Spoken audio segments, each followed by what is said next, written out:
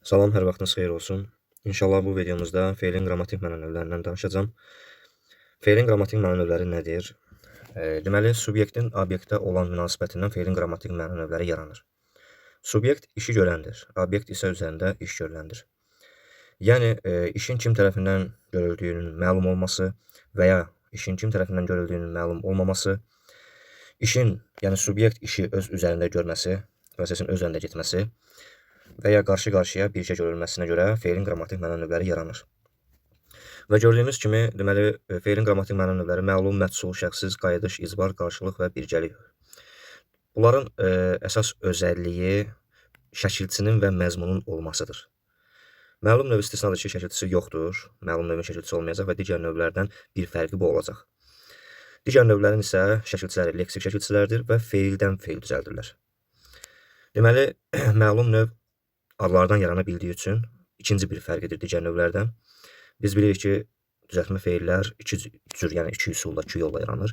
Adlara artırılaraq yaranan feillər, bir də feillərə artırılaraq yaranan feillər.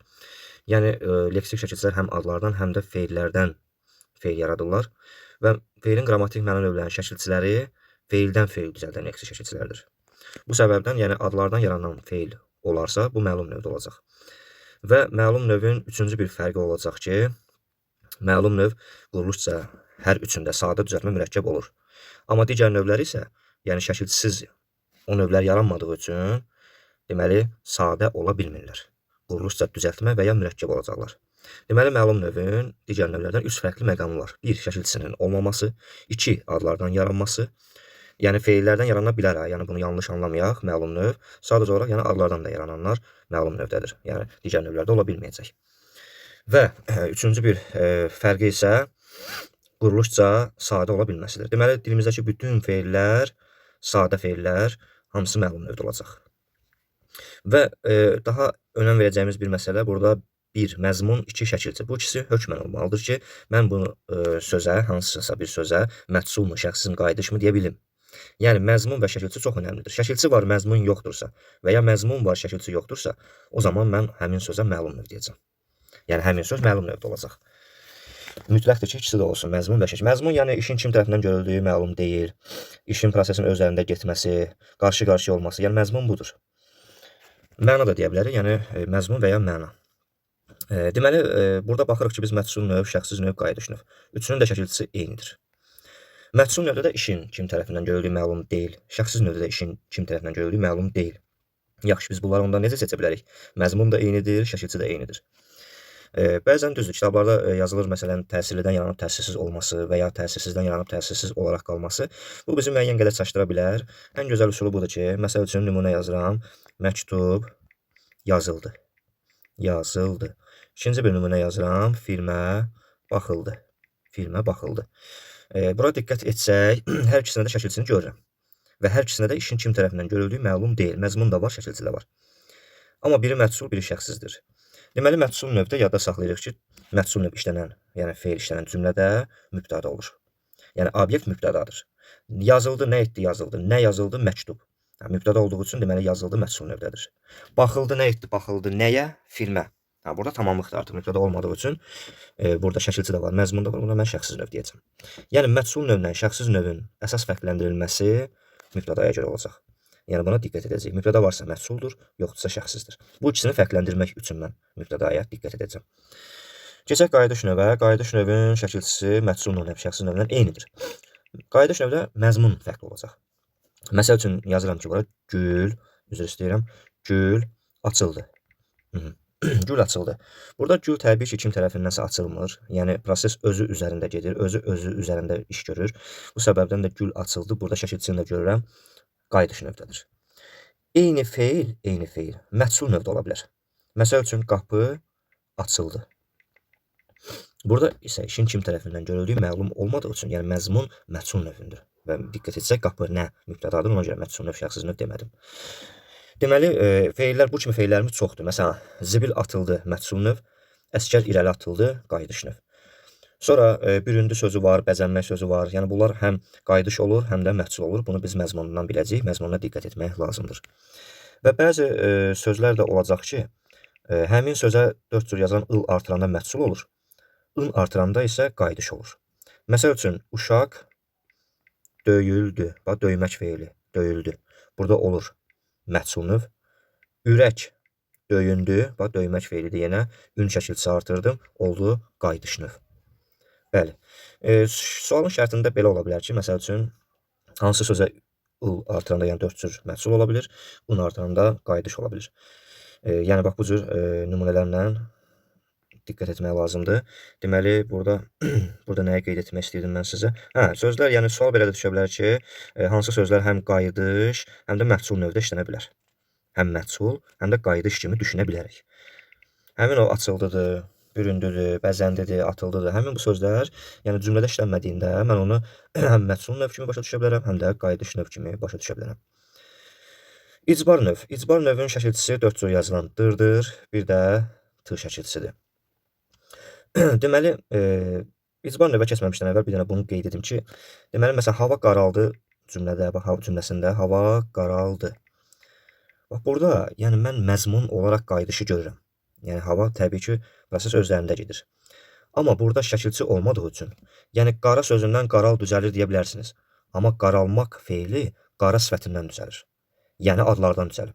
Adlardan düzəldiyi üçün bu al şəkilçisidir. Yəni, adlardan feil düzəldən şəkilçi olduğu üçün, yəni qayıdışın ıl şəkilçisi olmadığı üçün mən buna məlum növ deyəcəm.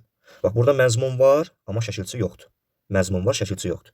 Və yaxud da, məsəl üçün, gül saraldı. Gül saraldı. Burada ümumiyyətlə sadə sözdür saralmaq. Sözün kökü dəyişildiyi üçün saraldı sadədir. Və sadə olduğu üçün də məlum növdədir. Yəni, hansı ki, məzmun var qayıdışın, amma şəkilçi yoxdur. Bu səbəbdən məlum növdədir. Digər bir nümunədə isə, deməli, ana şadlandı. Şadlandı. Burada da baxırsan ki, məzmun qayıdışındır, yəni proses özlərində gedir. Amma şadlamaq sözü dilimizdə olmadığı üçün lan bütövlükdə şəkilçidir və adlardan feil düzəldir. Bu səbəbdən də şadlandı sözü də məlum növdədir. Uşaq sakitləşdi, sakitləmək feili yoxdur, laş adlardan feil düzəldir. Fərəhlənmək, lan lən şəkilçisidir. Ona görə bu səbəbdən bunlar məlum növdə sayılacaq. Buna diqqətli olmaq lazımdır. Yəni, məzmun var, şəkilçi yoxdur. Bu səbəbdən məlum növdədir. İndi isə qayıdış icbar növə qayıdaq. Deməli, icbar növdə məsələ nədir? Bunu mən şagirdlərə bu cür izah edirəm. Sanki qarşınızda bir nəfər var və siz ona həmin sözü deyirsiniz. Əgər işi o icra eləyəcəksə, bu icbar növ deyil. Yəni, işi o görəcəksə dediyiniz adam. Yox, işi o başqasına gördürəcəksə, bu icbar növdür. Məsəl üçün deyirəm ki, söndür. Bax, mən qarşımdakı insana söndür desəm, o söndürəcək. Bu icbar növ olmur. Və yaxud da yandır desəm, yandır. Yenə də işi o görəcək deyə bu icbar növ sayılmayacaq. İcbar növ sayılmayacaqsa, deməli, məlum növdə olacaq. Aşağıdakı sözlərə baxaq. Məsələn, sildir. Mən qarşımdakı insana sildir desəm, işi o görməyəcək. O kiməsə gördürəcək. Yəni, məsəl üçün, lövhəni sildir desəm, o özü silməyəcək, başqa birinə sildirəcək. Bax, bu olur icbar növ. Bir növ elə bir ki, padşah vəzirinə deyir, vəzir də digər məmurlara, əyanlara tapşırır. Bax, budur icbar növ. Bir başqa nümunə də yazaq, məsəl üçün, yazdır. Burada da yazdır da icbar növdədir. Amma biz burada söndür sözünü icbar növünü yaratmaq istəyiriksə, ikinci şəkilçisini gətirib qoyacaq. Tını. Söndürt. Yandırt. Bax, burada olur icbar növü artıq. Söndürt desəm, deməli, özü söndürməyəcək, başqa birinə söndürəcək. Ona görə də söndürt burada icbar növdür. Burada buna diqqət edəcək. Yəni, ikisində də yəni dır şəkilçisi var. Məsələn, söndür. Burada da dırdır leksik şəkilçisidir, sildirdə də. Amma məzmununa görə söndür məlum növdə olacaq, sildir isə icbar növdə olacaq. Qarşılıq birgəlik. Qarşılıq birgəlikdə iş qarşı-qarşıya görülür və ya birgə görülür. Qarşılıq növə diqqət etsək, məsələn, yazaq bura görüşmək. Görüşmək. Deməli, görmək feilindən görüşmək feili yaranır və görüşəndə qarşı-qarşıya münasibət olduğu üçün bu səbəbdən də görüşmək qarşılıq növdə sayılacaq. Birgəlik isə gülüşmək. Gülüşmək. Birgə olduğu üçün gülmək feilindən gülüşmək düzəlir. Bu səbəbdən də birgəlik növdədir. Yenə diqqət etmək lazımdır burada nəyə? Şəkilçi və məzmun. Məsəl üçün, yarışmaq sözünü yazsam, bəli, burada deyə bilərsiniz ki, qarşılığın məzmunu var, amma şəkilçi yoxdur. Məzmun var, şəkilçi yoxdur, bu səbəbdən məlum növdədir. Və bir də yadda saxlayın, yarış sadə sözdür. Yarışdı, barışdı, alışdı, alışmaq feili. Bax, bunlar sadə feil olduğu üçün məlum növdə olacaq. Və ya belə bir söz yazın bura, məktublaşmaq. Məktublaşmaq. Məktublaşmaq sözündə bu hərflər bəzən səhv gedir, üzr istəyirəm burada. Aha, məktublaşmaq. Burada biz diqqət etsək, məktublamaq sözü yoxdur dilimizdə. Burada laş şəkilçisidir. Laş da adlardan fe'l düzəldir. Yəni qarşılığın məzmunu olsa da şəkilçi yoxdur. Bu səbəbdən məlum növdə olacaq. Qarşılıq bircədə nəyə diqqət edəcəyik? Yəni söz sadə ola bilər. Tərkibində şəkilçi olmaz. Yəni şəkilçiyə bənzəyər, şəkilçi olmaz. Bir də adlardan yaranmasına diqqət edəcəyik. Və ya məsəl üçün yazaq hazırlaşmaq. Hazırlaşmaq. Bu nəyə görə bircəlik növdə deyil? Məsələn, deyə bilərsiniz ki, biz hazırlaşdıq. Hazırlamaq, hazırlaşmaq. Şiirdə şəkilçi var orada. Niyə bircəlik deyil? Bax, bunu yadda saxlayacaq ki, bircəlik növ cəmdə olacaq, təkdə olmayacaq. Əgər bu söz təklə işlənirsə, yəni tək deyəndə mən, sən, o, biz, siz, onlar, yəni təkdə və cəmdə, onda bu bircəlik növdən çıxır. Məsəl üçün, mən hazırlaşdım deyə bildiyim üçün, yəni təkdə də işləndiyi üçün bu sözə mən bircəlik deyə bilmirəm. Amma gülüşmək sözünə baxaq, mən gülüşdüm deyə bilərəmmi? Xeyr. Deməli, gülüşmək cəmdə olduğu üçün biz gülüşdük. Ancaq cəmdə işləndiyi üçün bu bircəlik növdür. Başqa bir nümunə də yazın, bununla da yekunlaşdıraq. Deməli, yazıram bura ki, meyvə büzüşdü. Büzüşdü. İndi bura diqqət etsək, məzmun qayıdışın məzmunudur. Proses özlərində gedir. Meyvə büzüşdü. Amma burada qayıdışın şəkilçisi yoxdur. Qayıdışda ıl, şəkilçi yoxdur. Şəkilçi var, ış, 4 cür yazılandır. Bu da qarşılıq bircəliyin şəkilçisidir. Amma qarşılıq bircəliyində məzmunu yoxdur. Bu səbəbdən büzüşdü sözü, yəni büzüşmək feili məlum növdə olacaq. Diqqətiniz üçün təşəkkür edirəm. Əgər bəyənsəniz, bəyənmə düyməsinə də basmağı unutmayaq.